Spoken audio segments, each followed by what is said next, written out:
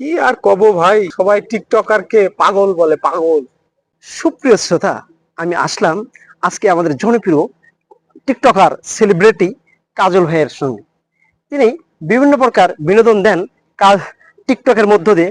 যদিও আমাদের প্ল্যাটফর্মের লোক তিনি নন, তবুও আমরা তার সঙ্গে কথা শুনবো। দেখি কাজল ভাই আমাদেরকে কি বলে। আসসালামু আলাইকুম কাজল ভাই। ওয়ালাইকুম আসসালাম রহমতুল্লাহ বারাকাতু। আপনি আমাদের মাঝে অনেক বিনোদন দেন, অনেকেই চেনে আপনাকে, সবাই আমরা জানি আমাদের ফেসবুক প্ল্যাটফর্মের সম্পর্কে। আপনার কেন আসতেছেন না, আপনি কেন এই ফেসবুক প্ল্যাটফর্মে কাজ করছেন না, করলে আমি আশাবাদী যে আপনি আরো বেশি সফল হবেন। আপনার অভিমতটা আমরা জানতে চাই। কি আর কব ভাই, এখন দেশের অবস্থা ভালো না, আর সবাই টিকটকারকে পাগল বলে, পাগল। আর এখন এই যেখানেই অলিতে গলিতে টিকটক করা হয়, মানুষের দেখতে মাথা খারাপ, মাথা নষ্ট হয়ে গেছে গা, তো টিকটক করে না। ঠিক আছে, এই কারণে মানুষের এই সব অসভ্যতা, এসব কথাবার্তা শুনলে নিজেকে আর কন্ট্রোল করতে পারি না।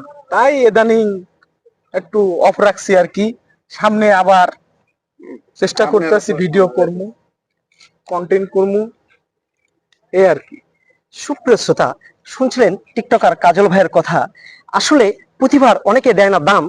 দিচ্ছে সামাজিক যোগাযোগ মাধ্যম টিকটক বলি, আমরা ফেসবুক বলি বা ইউটিউব বলি, কিন্তু অনেকে এই কথাগুলোর মূল্যায়ন করে না, প্রতিভার দাম দেয় না।